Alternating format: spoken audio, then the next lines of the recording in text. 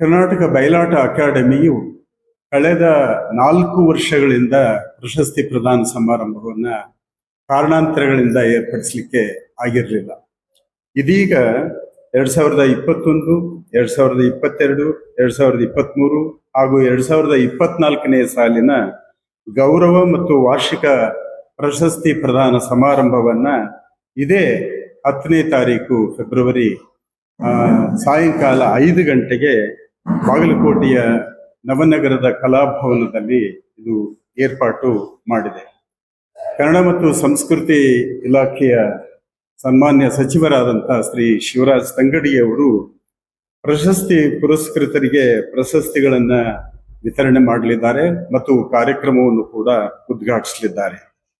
ಬಾಗಲಕೋಟೆ ಜಿಲ್ಲೆಯ ಉಸ್ತುವಾರಿ ಸಚಿವರಾದಂಥ ಶ್ರೀಮಾನ್ RB ತಿಮ್ಮಾಪುರ ಅವರು ಪ್ರಶಸ್ತಿ ಪುರಸ್ಕೃತರ ಪರಿಚಯ ಪುಸ್ತಕವನ್ನ ಅವರು ಬಿಡುಗಡೆ ಮಾಡ್ತಾರೆ. ಈ ಸಮಾರಂಭದ ಅಧ್ಯಕ್ಷತೆಯನ್ನ ಬಾಗಲಕೋಟೆಯ ಸನ್ಮಾನ್ಯ ಶಾಸಕರಾದಂಥ ಶ್ರೀ HY ಮೇಟಿ ಅವರು ಅಧ್ಯಕ್ಷತೆಯನ್ನ ವಹಿಸ್ತಾರೆ ಅಂತ. ಈ ಸಮಾರಂಭದಲ್ಲಿ ಅಭಿನಂದನಾ ಭಾಷಣವನ್ನ ಕರ್ನಾಟಕದ ಖ್ಯಾತ ವಿದ್ವಾಂಸರಾದಂಥ ಡಾಕ್ಟರ್ ವೀರಣ್ಣ ರಾಜೂರವರು ಮಾಡಲಿದ್ದಾರೆ ಅಂತ. ಈ ಸಮಾರಂಭದಲ್ಲಿ 59 ಜನ ಕಲಾವಿದರು ಪ್ರಶಸ್ತಿಗಳನ್ನ ಸ್ವೀಕರಿಸ್ತಾ ಇರೋದು ಒಂದು ವಿಶೇಷವಾಗಿದೆ ಅಂತ. ತಮಗೆಲ್ಲ ಗೊತ್ತಿರುವಂತೆ ಬಯಲಾಟ ಕಲೆಯನ್ನ ಶತಶತಮಾನಗಳಿಂದ ಉಳಿಸಿಕೊಂಡು ಬೆಳೆಸಿಕೊಂಡು ಬರುವಲ್ಲಿ ಬಯಲಾಟ ಕಲಾವಿದರ ಪಾತ್ರವೇ ತುಂಬಾ ದೊಡ್ಡದು. ಬಯಲಾಟದ ಕ್ಷೇತ್ರ ಕೂಡ ಬಹಳ ವಿಸ್ತಾರವಾದಂತಹ ಕ್ಷೇತ್ರ. ಅದು ಮೈಸೂರು ಪ್ರಾಂತದ ಚಾಮರಾಜನಗರದಿಂದ ಹಿಡಿದು ಬೀದರದ ತನಕ ಬಯಲಾಟದ ಬೇರೆ ಬೇರೆ ಪ್ರಕಾರಗಳು ಚಾಲ್ತಿಯಲ್ಲಿರೋದ್ರಿಂದ ಇಷ್ಟು ವಿಶಾಲ ವ್ಯಾಪ್ತಿಯಲ್ಲಿ ಬಯಲಾಟ ಕಲೆ ಉಳಿದುಕೊಂಡು ಆಯಾ ಪ್ರದೇಶದಲ್ಲಿ ಮೂಡ್ಲಪಾಯಿ ಬಯಲಾಟ ಅಂತ ಬಯಲಾಟವನ್ನು ಕರೀತಾರೆ, ಕೆಲವು ಕಡೆ ಬಯಲಾಟ ಅಂತ ಕರೀತಾರೆ. ಉತ್ತರ ಕರ್ನಾಟಕಕ್ಕೆ ಬಂದ್ರೆ ಇದನ್ನ ದೊಡ್ಡಾಟ ಎನ್ನುವಂತ ಹೆಸರಿನಿಂದ ಕರೀತಾರೆ. ದೊಡ್ಡಾಟದ ಜೊತೆಗೆ ಸಣ್ಣಾಟ, ರಾಧಾನಾಟ, ಹೇಮರೆಡ್ಡಿ ಮಲ್ಲಮ್ಮ, ಸತ್ಯ ಹರಿಶ್ಚಂದ್ರ ಮುಂತಾದ ನಾಟಕ ತಂಡಗಳು ಕೂಡ ಇಲ್ಲಿವೆ.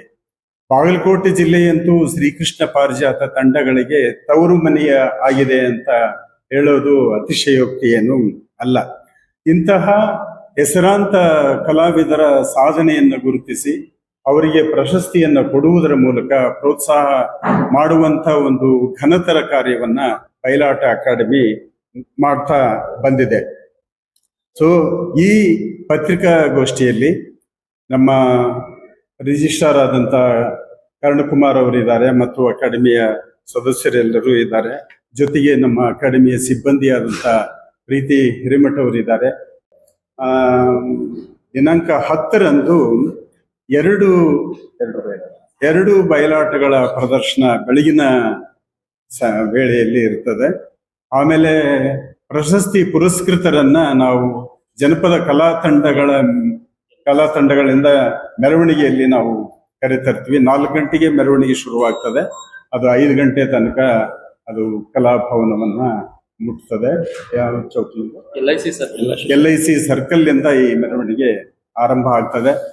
ಒಂದು ದೊಡ್ಡಾಟ ಪ್ರದರ್ಶನ, ಅದಾದ ನಂತರ ಶ್ರೀಕೃಷ್ಣ ಪಾರಿಜಾತ ಪ್ರದರ್ಶನ 2 ಗಂಟೆಯಿಂದ ಸ್ಟಾರ್ಟ್ ಸರ್ ಕಾರ್ಯಕ್ರಮ. ಹಾ ಸರ್, ಪ್ರದರ್ಶನ ಸರ್. ಅದಾದ ನಂತರ 4 ಗಂಟೆಗೆ LIC ಸರ್ಕಲ್ ಇಂದ ಕಲಾಭವನದವರೆಗೂ ಜನಪದ ಕಲಾ ತಂಡಗಳೊಂದಿಗೆ ಮತ್ತು ಅದ್ರ ಜೊತೆಗೆ ಪ್ರಶಸ್ತಿ ಪುರಸ್ಕೃತರ ಒಂದು ಭವ್ಯ ಮೆರವಣಿಗೆ ಆಗ್ತದೆ ಸರ್.